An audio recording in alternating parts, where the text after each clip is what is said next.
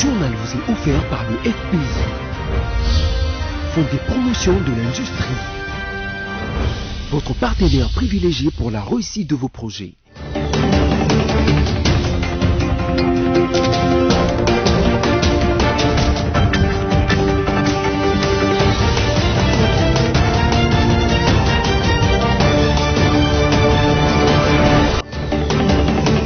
C'est l'heure de vous informer tout de suite les titres de l'actualité de ces journaux.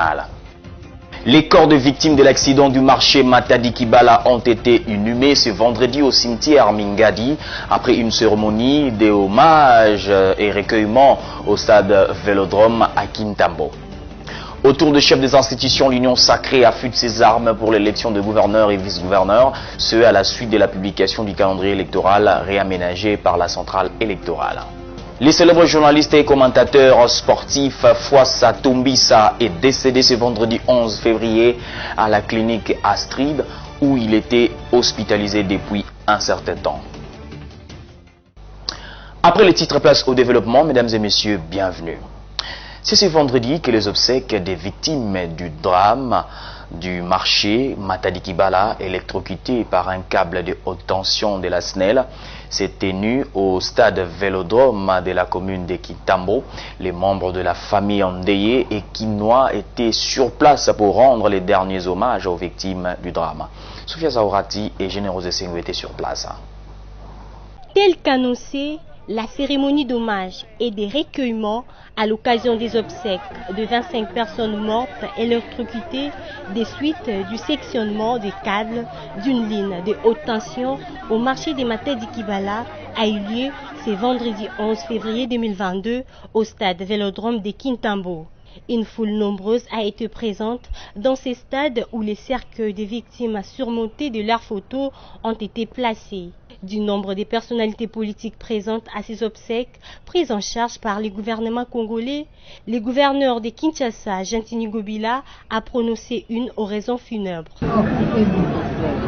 C'est cauchemar qui est un accident, une situation imprévisible, nous rappelle que la vie est à la fois précieuse et fragile. Il est donc important pour chacun d'entre nous de prendre un moment de réflexion. Cela devrait nous interpeller pour que plus jamais il ne se reproduise. Je dirais avec Jean d'Ormesson, il y a quelque chose de plus fort que la mort. C'est la présence des absents dans la mémoire des vivants. Vous serez toujours présents dans nos cœurs. Au moment de la levée des corps pour les cimetières, les pleurs des orphelins ainsi que des familles des victimes ont ému l'assistance et nombreux sont ceux qui n'ont pas pu retenir leurs larmes. Outre le gouverneur Gentini Gobila, d'autres autorités, dont le Premier ministre Samalou Kondé, quelques ministres nationaux et provinciaux ont assisté à ces obsèques.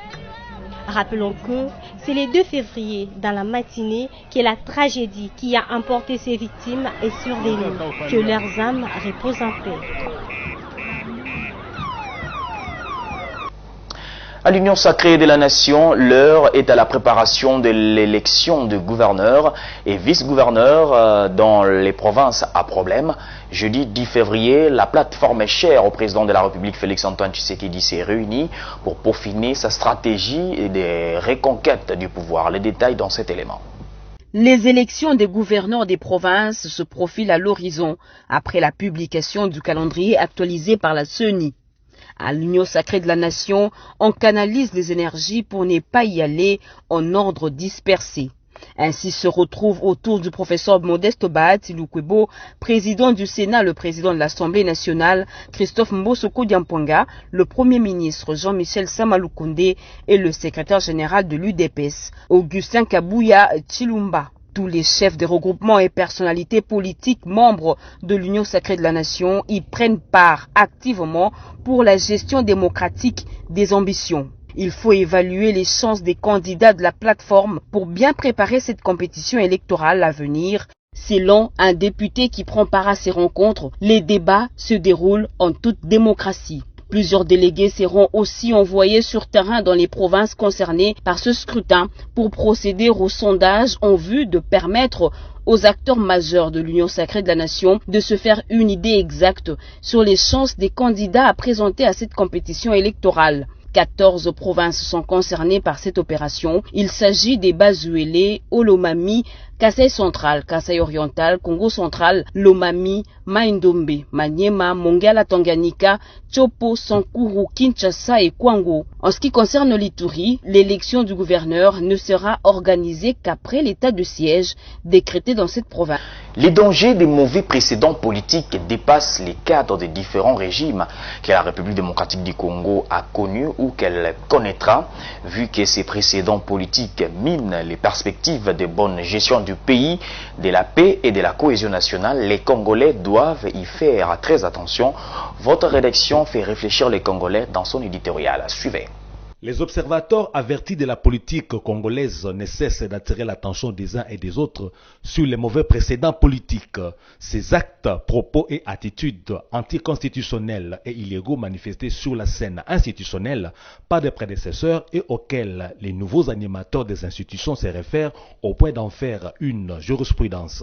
Depuis l'alternance survenue le 24 janvier 2019, plus d'une fois le nouveau régime a justifié certains de ces actes par ça s'était aussi fait sous les régimes précédents. Un argument, soit dit au vol, qui est très critiquable, tout compte fait. Un peu plus tard, les critiques ont fait observer les violations de la Constitution et des lois du pays dans le processus de la formation de l'Union sacrée de la nation qui a été précédé par la requalification de la majorité parlementaire en pleine législature. Au jour d'aujourd'hui, ceux qui battent en brèche l'inconstitutionnalité de la démarche de ceux qui trament un coup d'État font prévaloir le respect de la Constitution.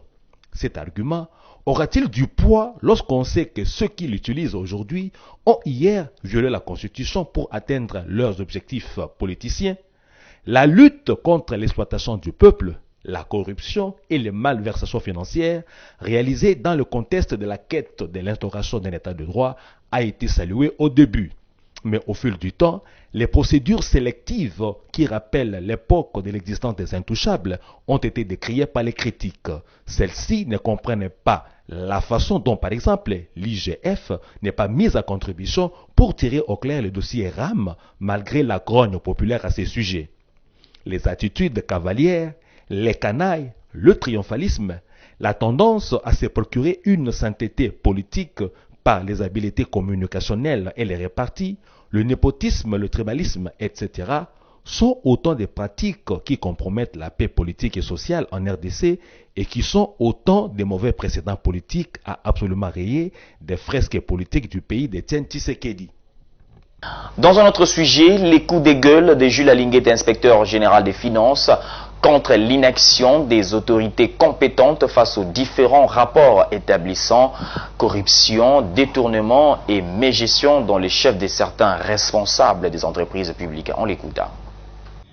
Nous avions saisi la justice, du reste que nous félicitons pour son implication, parce que nous avions constaté des tergiversations au niveau du ministère du portefeuille. Vous avez la lutte contre l'impunité et le combat pour l'instauration de la bonne gouvernance est une vision personnelle du chef de l'État. Son Excellence, Monsieur le Président de la République, veut que dans notre pays, qu'on puisse repousser les antivaleurs ainsi que la corruption dans la gestion publique. Lorsqu'il y a des faits avérés et des présumés détournements, nous ne pouvons pas rester insensibles. Donc, nous ne comprenons pas pourquoi l'inspection générale des finances, un organe de contrôle relevant de l'autorité directe du chef de l'État, nous transmettons des rapports avec des faits avérés et que nous puissions nous mettre à faire des débats avec les autorités qui sont appelées à redresser les entreprises publiques.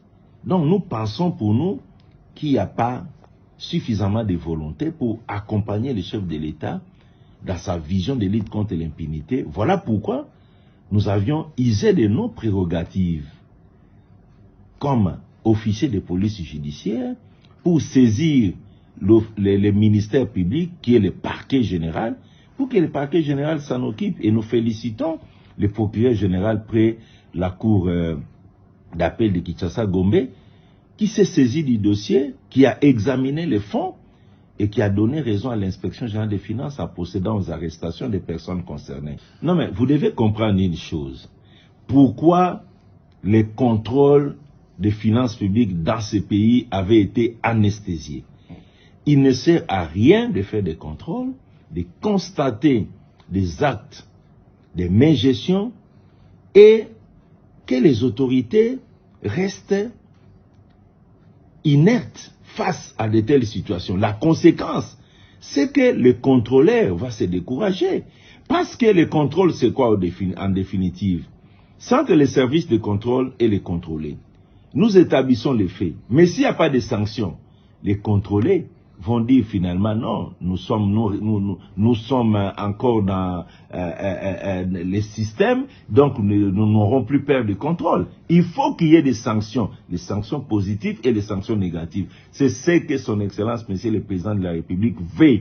Et c'est ce que nous voulons, c'est ce que nous faisons. Écho de province, dans ce journal, le gouvernement militaire de l'Ituri a rendu visite jeudi au personnel blessé par des miliciens Codeco à Djougou, dont les rescapés des massacres du site des déplacés des Plaines Savo. Ces 34 blessés au total sont admis à la clinique Salama en ville de Bunia. Un geste qui traduit l'engagement du lieutenant-général Johnny Luboyaka Chama à poursuivre sa mission d'assurer la sécurité dans toute la population et c'est bien éradiquant les forces négatives.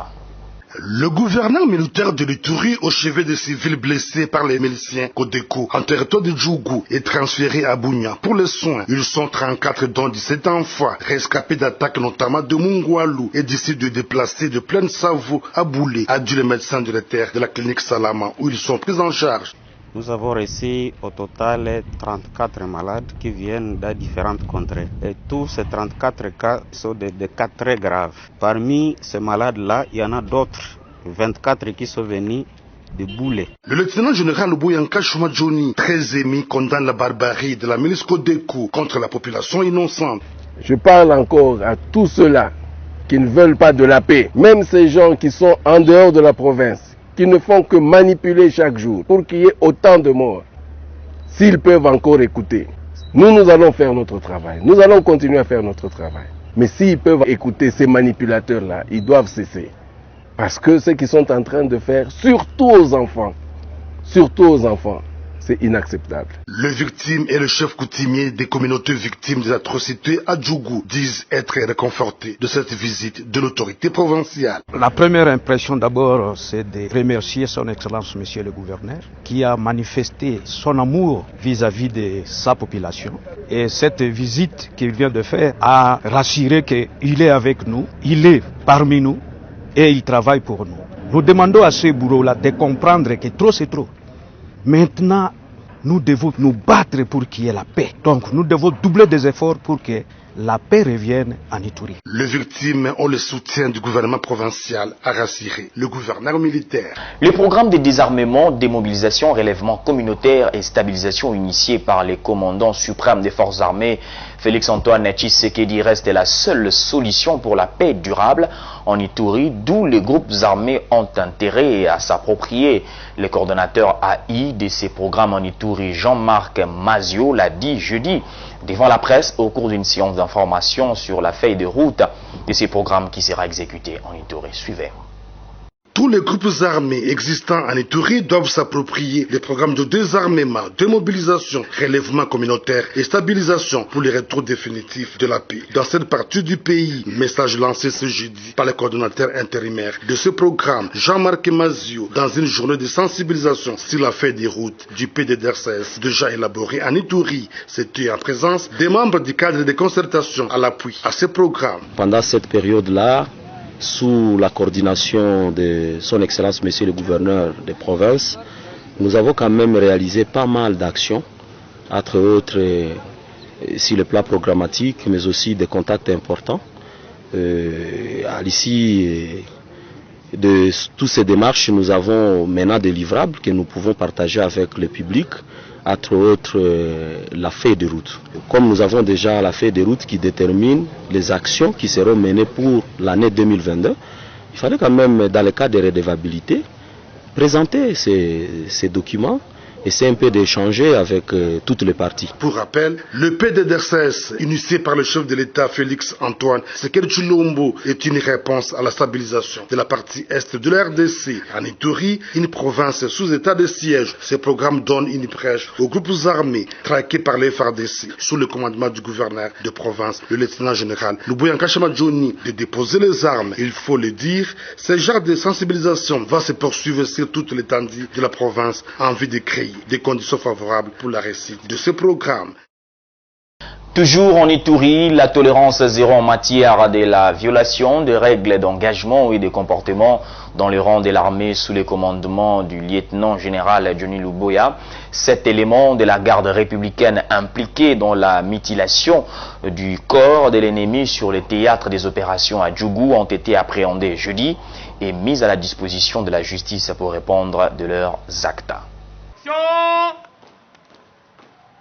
Alter. Gauche. Gauche. Arrêté sur le champ de bataille pour mutilation du cadavre, cet élément de la garde républicaine acheminé auprès du gouverneur militaire. Ces hommes en uniforme n'ont pas observé le règle d'engagement et des comportements avant, pendant et après les opérations, a dit le lieutenant général Luboya Nkashama Johnny devant la crème militaire. Vous êtes parmi basoda oyo babengaka basoda oyo bitumba, mais soki bozosala bitumba eza na biloko oyo il faut bo respecter. Toyokani bokei na opération, bosali opération malamu, bozwi Nyangarai, bozwi Lipri, bozwi na ba village nyonso ezalaki pembeni wana. Et normalement, vous étiez déjà à féliciter. Le respect aux morts, même après la neutralisation de l'ennemi, c'est une obligation pour tout militaire, a insisté le commandant des opérations militaires en Ituri. Bino awa ndenge bozao, bokei, bozui munguna, après kozwa munguna, ba neutraliser munguna, bino, bosali yo babengi mutilation. Wana na armée, on ne peut pas accepter ça. Ennemi munguna tandenge nini eza oyo tobengaka règle d'engagement et règle de comportement biloko na mibale il faut boye bango makasi. Munguna ata soki babomi ye, vous devez respecter son corps. Vous êtes une armée professionnelle, en plus une unité d'élite. Vous n'avez pas le droit de faire ça. Mis à la disposition de la justice, ces éléments de forces armées vont répondre de leurs actes conformément à la loi, a conclu le commandant des opérations militaires, le lieutenant général Luboya Nkashama Johnny.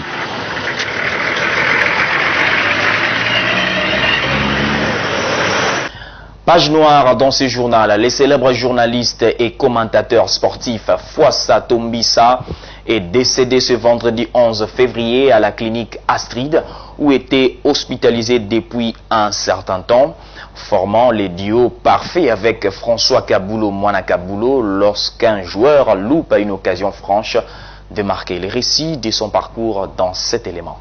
Ils vont gagner en confiance, ils vont gagner en efficacité et ils peuvent continuer à faire douter les adversaires chaque fois qu'ils seront en face de Léopard. Mon ami sportif, pas beaucoup de déclarations, nous attendons. La nouvelle est tombée comme un coup près sous la tête de sportifs ce matin de ce vendredi 11 février 2022.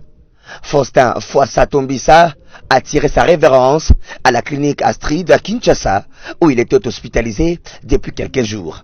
Présentateur phare de journaux télévisés aux côtés de Kudura Kasongo, Nyangilelo et Kasanga Nambengu vers les années 80 à la RTNC, Fouassa Tombisa s'est rendu célèbre grâce à son duo avec François Kabulo Mwana Kabulo, directeur des sports à la même chaîne nationale. Et Fouassa, vous savez, nous mangeons la même chose.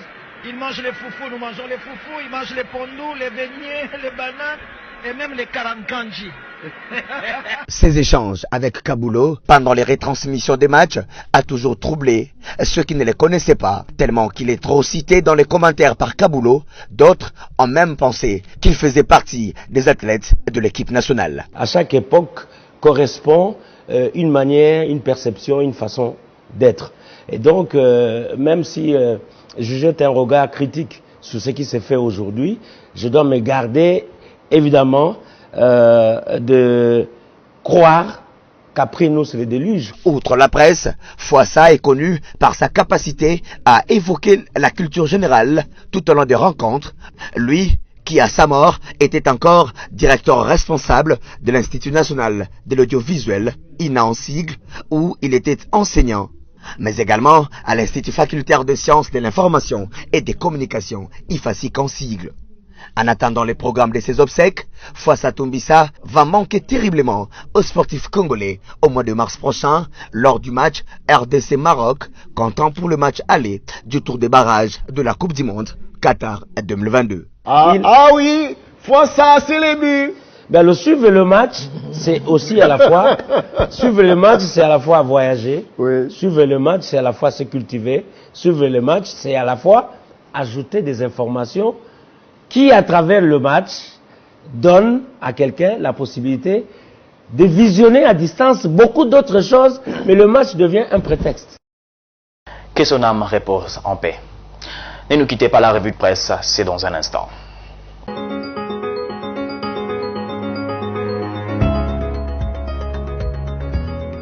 Bonjour. Dans sa livraison de séjour au Forum des As.net a titré Covid-19 vers un traitement oral sûr, accessible et adapté aux besoins spécifiques des pays à revenus faibles et intermédiaires.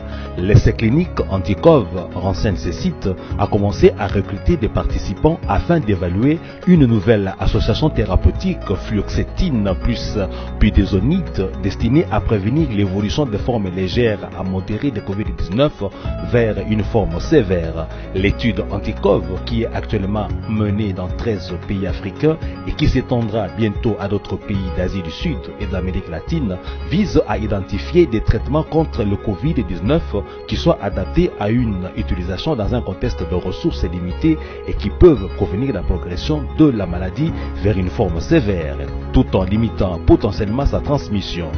Création de la banque d'investissement et des garanties RDC, Sama Lukonde garantit l'accompagnement du gouvernement. Sous ces titres, la prospérité online.net écrit pour le Premier ministre Sama Lukonde, la création de cette banque d'investissement reste une priorité pour son gouvernement. Le quotidien a repris les propos du Premier ministre qui a dit « Les commentaires que les différentes personnalités vont apporter à cette étude permettront de jeter un regard sur ce qui a été fait en vue de relever les défis majeurs avant de projeter la mise en œuvre effective de cette banque qui contribuera à soutenir l'économie par la création des industries locales, etc. » L'un des titres de Africa News est « L'inspecteur général des finances s'est fait remonter les bretelles au portefeuille, la Mineta Kainda massacre à Linguete ».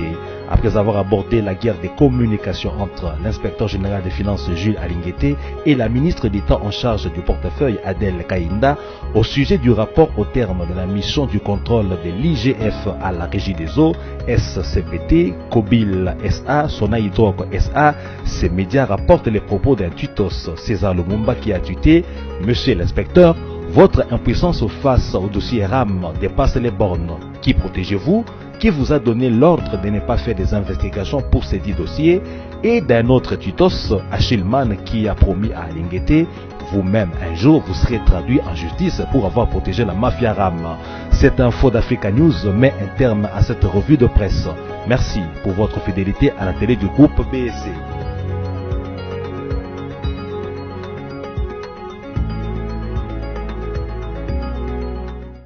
Voilà, si vous nous avez pris en cours de diffusion, voici l'essentiel à retenir.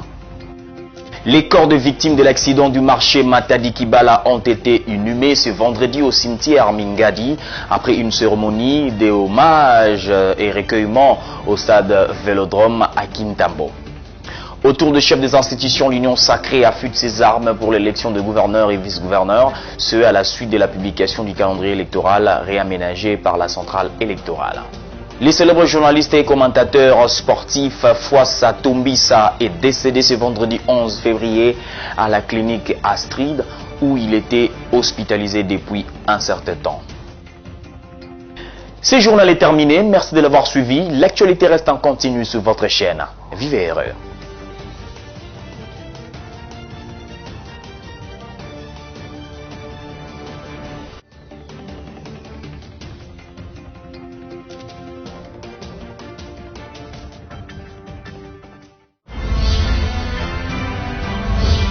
journal vous a été offert par le FPI, Fonds des promotions de l'industrie, votre partenaire privilégié pour la réussite de vos projets.